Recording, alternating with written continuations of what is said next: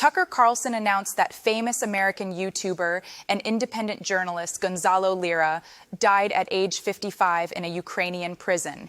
In May of 2023, Gonzalo was arrested for telling the world that Ukraine and America were losing the war against Russia.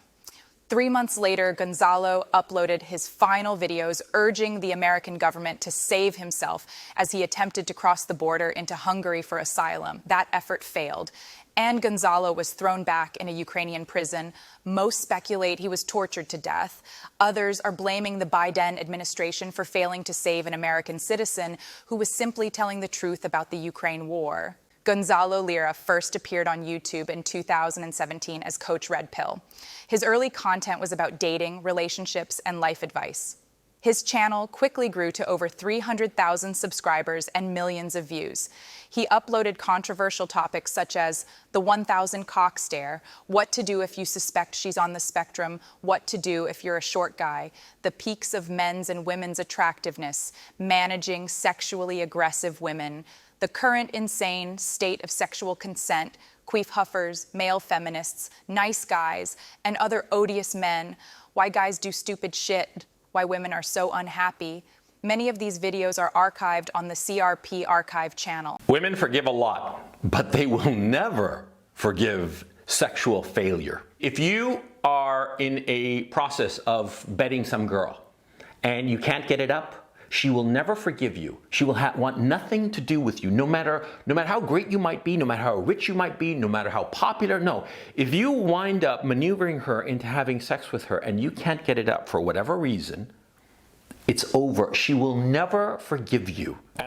Many of you, I'm sure, have spent most of your lives around these unhappy women, and you assume that that's normal. It's not. It's not normal. These incredibly unhappy women, especially the more educated women who are so unhappy, so miserable with the lives that they are leading, it's not normal. Believe me, it is not normal for them to be this unhappy. It is not normal for them to be this aggressive. It is not normal for them to try to find some semblance of happiness by being drunkards, by being sluts, by being these 800-pound whales, by being these drug addicts, by taking antidepressants. It is not normal. See, guys don't have anything going for them when they are young. You see? They have nothing to look forward to, or let me phrase that. They have lots to look forward to, but at the present time, there is nothing to distinguish them from their peers. So they are constantly looking for something where they can distinguish themselves. And the easiest way to do it is, of course, to do something stupid, like hanging off the I-beam of some random water tower 300 feet off the ground. That's the easy way to do it. And that's why young kids, young guys, take incredibly stupid risks, because they want to distinguish themselves. They want to be the alpha of their group. And why do they want to be the alpha of their group? Sure, they want to lord it over a little bit over the other guys, but that's not really the important thing. What they want to be able to do is attract the most attractive women. That's the whole point of it. I mean, feminists talk about all this, toxic masculinity and shit like that. They have no fucking clue that guys are doing it for girls. Guys are doing this crazy shit in order to get the best girl. But then at a later date, decide that there was no consent. In other words, and this is the really dangerous thing, consent is becoming fluid, changeable. It can change over time. And this is potentially very, very dangerous, especially for men. So you had sex with a girl last night, right? Yeah, you had sex and she enjoyed it, you enjoyed it, all good. And she went home or you went home or wherever, right? And, a few days pass, a week or two, and then all of a sudden you get this knock on the door from the cops and they're coming to arrest you because you raped her. And you're like, what the fuck? I didn't rape her. We had a great old time. High old time. And she came twice. And I came once too, and all good. The cops are saying, no. She gave us a declaration, a statement that she did not give her consent at the time of the sexual encounter. How you like them apples, motherfucker, huh? In 2018 to 2019, Gonzalo Lira and his friends started a podcast called the Coach and Benway Podcast. The podcast only lasted a few years with 129 episodes. The podcast was mainly about the deterioration of American culture and America's society, covering topics of the political division, potential of civil war, the collapse of universities, Hollywood, and journalism. I don't like the fact that, like, the New York Times is holding on for dear life to this idea it has of it being the newspaper of record, as they love to call themselves, right? I'm glad that that's dying off. And I can't wait for the New York Times to go belly up. The only reason they're still around is because of their fucking building. Because, they're actually still worth something as a company because of the building that they own. But yeah, I can't wait for them to go under. Well, this is why it's kind of humorous to me when I hear people in the press say any kind of negative statements against them is, one more chip in the wall that is the collapse of the American Republic and liberalism as initiated in the sense the founding of our country. I laugh at that because nothing anywhere close to the New York Times existed during the writing of the Constitution. In fact, if you think of what they meant by the freedom of the press, what they really meant was freedom of groups, associations, and bloggers to have their pamphlets. Yeah. That's all it was. There was not, freedom of the New York Times to, completely sully a man's reputation and pretend like, nothing happened. Oopsie.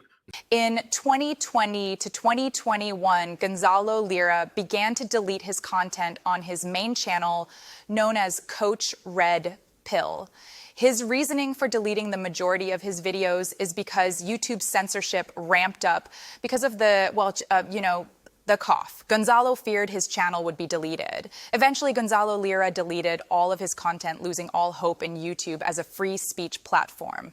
In 2021, Gonzalo Lira started a new channel named after himself. This channel covered the ongoing COVID-19 pandemic. Most of the COVID-19 content is lost forever because he deleted the videos, often due to YouTube's rampant censorship. Gonzalo Lira was one of the first people to warn the public of the jab and urge the public to avoid the jab. At one point, Gonzalo urged Americans to move out of the nation because he believed Biden's presidency would lead to tyranny. So remember that medicine that many people were supposed to take, were obliged to take, mandated to take, or else they'd lose their jobs? You know the medicine I'm talking about. Well, there's some interesting data coming in. You see, you can hide a lot of stuff, and you can bullshit your way through a lot more, right? But there's one thing that you can't really bullshit. You can't explain it away. Remember, that they're saying that a recession, they used to say that a recession was 2 consecutive quarters of negative growth, and now all of a sudden they redefined it, right? Yeah, you might be able to redefine a recession, but you can't redefine what it is to be alive or to be not alive. See, if a person is alive or dead, that's a binary. If a person exists or does not exist, it's a binary. In 2022, the Ukraine war broke out. Gonzalo lived in Ukraine and decided to cover the war, and that's when things took a turn for the worse. In April of 2022, Gonzalo disappeared from social media, and many feared he was either killed in the war or he was arrested for speaking his mind about the war. Some of Zelensky's goons are kind of after me, and I've been paying a lot of attention to some of the other people who have been victimized by the Zelensky regime, the current government in charge of Ukraine. Like a couple of mayors have been killed. Even one of the delegates of the negotiating team that Zelensky sent to talk to the Russians, even one of those guys got killed. He was accused of being a traitor, and they shot him on the spot. His secret police. And there's a lot of rumors that a lot of journalists have also been disappeared.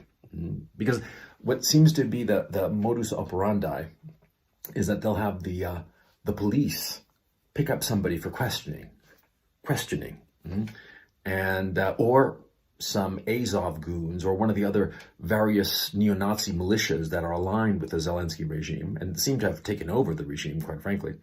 And, these goons or the police will pick up somebody and hand them over to the SBU. The SBU is the Ukraine version of the KGB. And then things go south. They even picked up a member of the Ukraine parliament. Oh, yeah. A few months later, Gonzalo returned to the internet with new account names. Gonzalo was in fact arrested for a few months and was released. The Ukrainian government had seized Gonzalo's social media accounts and changed the passwords. Gonzalo continued to criticize the Ukraine and American government over the war. Other online personalities urged Gonzalo to leave Ukraine, but he refused to leave. Hi there, this is Gonzalo Lira speaking to you. It's been a wild couple of weeks, I'll tell you that. Anyway, for the time being, I don't have access to my old channels, and that's why I'm starting this new channel, and I'm going to be posting content regularly on it, hopefully every day. Now, you're going to have to forgive me. You know, I used to be Coach Kino with all the camera angles and the drones and all the rest of all that crap. But right now, the irony of life, I am reduced to this single crappy camera on my computer, my 9-year-old Mac Airbook, right? And so this is the best I can do insofar as quality is concerned. But the topics I'm going to be covering are obviously the war. I'm going to be talking about the war and posting here regularly. I don't think I can even stream on this computer. It is so underpowered. It's all I've got, so you're just going to have to forgive me. Because a lot of these idiots who are in Brussels and Washington, they think that, how can I put it? They think that if they throw in a few chips here and there, they can somehow win. They can turn it all around, okay? Now, when you go to the casino and you're playing at a roulette table, yeah, sure, if you happen to throw in like $5 on number 29 and it pays out, 35 to 1, yeah, sure, then you can recover all that you lost before. But that doesn't happen in a war now, does it? Because a war isn't a roulette table. A war is, for lack of a better term, a very scientific mathematical process. Andrei Martyanov always is talking about this, that it's all about math. It's all about calculus, and you thought that calculus would be useless. No, if you go to war, now you know what to study. Okay. Was an existential war for Russia at the start of it. But it wasn't an existential crisis for the West, for the United States and Europe. But it has become an existential crisis for the West. And they have lost. If this was a war, the West has lost already. And let me explain why. The thing is, see, unlike with Iran or Cuba or Venezuela, the Western economies did not depend on the target of the sanctions like they do with Russia. Because the European economy has been premised on two pillars. Number one, cheap access to consumer goods from China. And number two, cheap energy from Russia. And so by imposing these sanctions, the European economies cut themselves off from that cheap Russian energy. And what has happened to the European economy? Well, it's radically deindustrializing. It's been a catastrophe for the European economies. Inflation is through the roof, and there's no stopping it. It's just going to keep on galloping away. And so for the Europeans, this killed their economy. It really did. I don't think that Joe Biden is going to be in the White House for very much longer. As some of you may know, Joe Biden has announced that he's running for re-election in 2024. Okay, the guy is going to be 82 years old if he were to win a re-election. Of course, he's going to win because the election is going to be crooked. So anyway. He's going to be 82, so 86 by the time he gets out, and already we see him on his last legs. The guy spends more days resting and on quote-unquote vacation than he does actually doing the job because he's an elderly man. No disrespect to the elderly generally, but there comes a point where your body can't take it anymore, or your mind for that matter, and Joe Biden is no exception. He makes a fool of himself whenever he appears publicly because he's an old, elderly, decrepit man.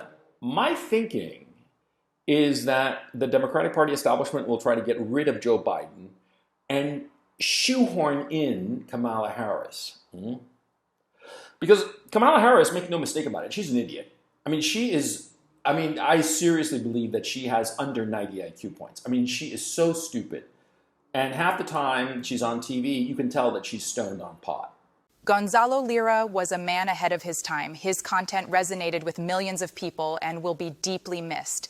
Many of his supporters fear he will be forgotten, but this video was specifically made in his honor. I jokingly stated in his last video that he looked like Benjamin Franklin, which is ironic because both Americans were the foundation of radical change and stood up to tyranny and set the foundation of revolution. Nothing that you can do except move forward.